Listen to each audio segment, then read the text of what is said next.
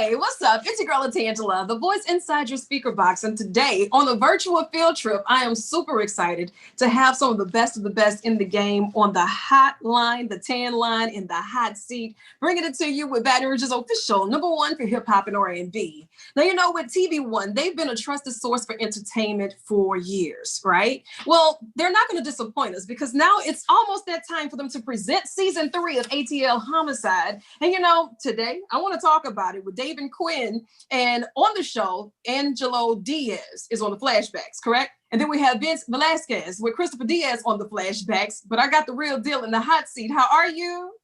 What's happening? Glad to be on the tan line. Good afternoon. Now, look, I know that you all have been super busy and you've got to be excited about season 3, getting ready to hit the big screen. But I got questions that need answers. Just watching the show and being so fascinated with the work that you all put in to make a major impact. How did you know that this was the line of work for you, that this was the calling for your life? That's a great question. First of all, I want to tell you, I want a crystal ball like you have behind you. Listen, if it doesn't make you disco ball happy, don't show up. I love it. You just gave me an idea. I love that. So, Tangi, the question is, how did we know, how did I know this was for me? David and I have our story started in 2 different directions, but it ended up meeting in the middle. I was an aircraft engineer. I was in the military fixing fighter jets, Top Gun. I thought I was, I was living overseas, right. England and Germany. I was living the life, but you don't really know what happiness is until you really experience it. And you can imagine what it would be like. It's easy to look back at it and go, man, that was a great move. I got out of the military, became a civilian, fixing airplanes for a major airline in Atlanta. That's what took me to Atlanta. But I kept getting pulled into the direction of law enforcement.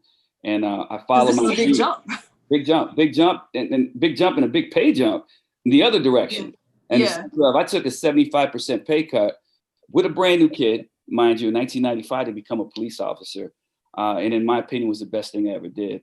Not only did I feel like I had a good career, I helped a lot of people. I think I served my community, but I got to meet this wonderful dude that I call my partner. And then the magic started happening in the year 2000. And I see that it is like a family bond, because he refused to do this interview without it. He said, no, wait a second, we can't get started. My partner's on his way. That's now, right. That's how we knew that you got pulled back into this life and saying, okay, well, you know what? I think this might be the way. But when you start saying a major pay cut, people would really say run in the opposite direction. People thought I was crazy. They're like, well, let me get this right. You're going to take 75% pay cut. You got a brand new son to become a cop? I said, right. Yeah. Did you have any cops in your family? Was it something that just? Oh, no, we had the other side of law enforcement in my family. We came from the other side of the tracks. So okay, I got you. Quite the opposite. Now that's your story. David, how did you know that this was the life for you? So in the 70s, I saw most of my cousins and relatives getting loaded into paddy wagons, and I just wanted to see what I could do. So since about age 5 or 6, I wanted to be the police. 2 years after high school, in 1985, I joined the Atlanta Police. Greatest decision of my life. There wasn't a day that I just didn't enjoy it, even though I saw some things that are reprehensible. I love the community. I was in the projects for the first 10 years with my people. I loved the corner store, at the bodega, hanging out. It was different. I was the neighborhood cop and I loved it. So by the time I went to Homicide, it was an easy transition. I knew so many people in the street just from those alliances that I forged over the years. I met my brother from another mother, which was Vince, and we rocked and rolled that thing for the next 19 years and finished off our careers together. And you brought up a very good point. A lot of the cops now, I see they're very detached from the community. You said that you knew the corner store, so you knew those who were raised on the block. You knew who was going to what school, who was Big Mama, the witch kid that was cutting up. So community policing and neighborhood policing looked a lot different then than it does now. Do you feel that that disconnect is making it a lot harder, not just for law enforcement, but for the community as a whole? Fully. I think the policing as we know it, that neighborhood cop thing is gone. We've seen now a more tactical, a more overly paramilitary police department. I was out there with a 6-shooter. That's what they gave me when I went out there. I had a revolver And I told you good luck. I had to use my and a nightstick, and I was out there at night in the dark. I had to have alliances. What police have to do right now is go back into the neighborhood and win one street at a time. If you want to do this job and do it right, win the neighborhood. If you win the neighborhood, you're not going to have anybody tearing nothing up. You're going to have order because they respect you because you respect them. I mean, I never left the hood. I stayed there the first decade, the first 15 years in some of the toughest neighborhoods you would ever visit Atlanta. I mean, it was beautiful though, great relationships. Well, see, here in Baton Rouge, it's really tough. You know, our crime rate is crazy. It's January of 2021, and they are popping off with bullets left and right. And I feel for law enforcement. And doing this, I've been in broadcasting for almost 24 years, and reporting the news now, it's more difficult because I either know who did it or who it happened to. But usually on both sides, I know the families that are hurting, especially if it's a child that they have to lay to rest and that homicide goes unsolved. So how important is it that you really get closure for that family? Because I'm watching the shows and I saw the season premiere of the 19-year-old who was, I don't even want to give it away, but it touched me so much because when I saw him and you were like, well, where's the body? Where's the body? And there was no body because he was trying to do something heroic as far as saving others while fleeing the scene. But it's tough. How important is it that you all get in the community and that you solve these homicides to bring some type of closure? You know, it's paramount, like to solve cases and to give families what they need to move on, heal, right? And become a family again is what we do. That's what we work for. We don't work for the city. We don't even work for each other. Those are our bosses for as long as it takes to get that job done.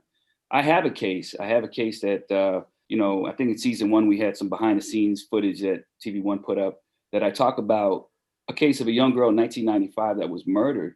And to this day, it still remains unsolved. I retired and I was not able to solve that case. And even in retirement, I still work on it. I keep in touch with that young victim's mother.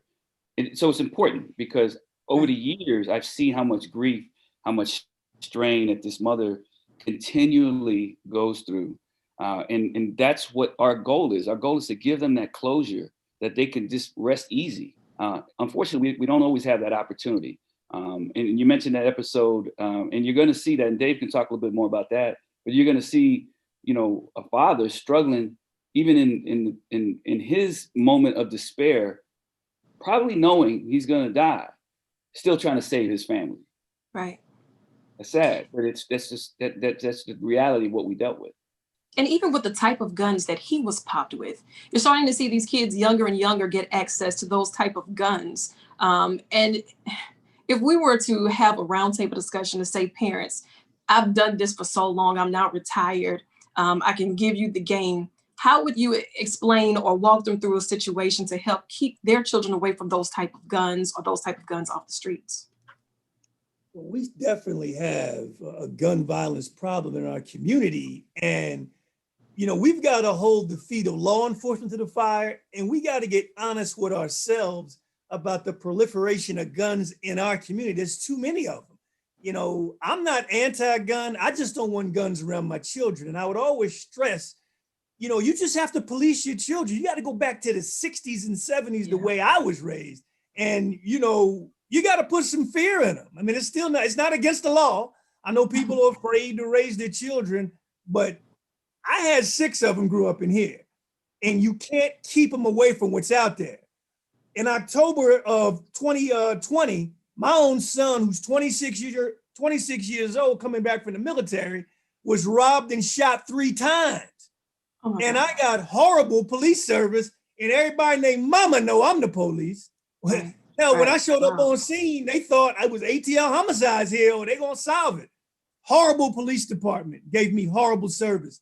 And I'm working right now to bring noise to this horrible investigation for my son, who was almost killed and just this close from being paralyzed. So gun violence, my son grew up in the suburbs. By one visit to an old friend got him fighting for his life in the hospital for weeks. So we got a problem, and it affects me, and we have to charge these police with serving us correctly, which is what I'm in the process of doing now, because I got horrible service. Right. I'm so sorry to hear that. And, you know, I know saying it and working on it is something completely different, but that's your baby. So now that's your heart walking outside of your chest, looking at it happening and unfolding in your eyes. But this is something that you dedicated your life to. And now knowing that horrible customer service, if you're going through a drive-through, is bad enough if they forget your French fries or your ketchup. But when somebody's life is attached to that and you feel as if it does not matter, what type a message does that really send? You know, and I appreciate you all so much for taking us behind the scenes and showing us the importance of what goes into an investigation, how it's hard to do it by yourself, and it is important for the community to help. Now, you know, it's big, stitches and snitches, they go together. Mm-hmm. But if you know something, you should say something, and I'm a big advocate of that because I know that you can't do it alone. How important is it that once we say something, we have the security of knowing that it will not come back in a sense of retaliation for us, because that'll help us solve these crimes a lot quicker. Yeah, we know we're on the street all the time, and we would knock on doors, and people would know, you know, that they had confidence in us to protect them. There were times, you know, when housing projects, and most of them are gone now, but when we were coming up, they were all over the place in Atlanta, as I'm sure they are in Baton Rouge back then, early 2000s, late 90s. We had witnesses who wouldn't talk. I mean, we started to think outside the box. Like, who wants to see a guy in a suit and tie knock on a door knowing you're homicide? Nobody's going to come and talk to you, right? We mailed letters. I even sent a taxi one time with my own money to pick up a witness. Mm-hmm. All they look like, anybody seeing them, is somebody get into a cab, right? And they came down to the homicide office, gave us the information, and we try to protect them. Now, at the end of the day, if they want to testify, they're going to have to reveal who they are. But a lot of times the information we get, we don't need them to testify. We just need that boost. We need that little bit of that push to get us in the right direction. Because the evidence is like a compass. No matter how you turn a compass, it points north. Truth is the same way. Sometimes we need a little help from the community. So we found a way to do that to where people understood that and had confidence that we're not going to put them out there. You know, they believed in us because it wasn't Detective Quinn, Detective Velazquez. It was Vincent Quinn. That's what we went by. People knew us by our first names.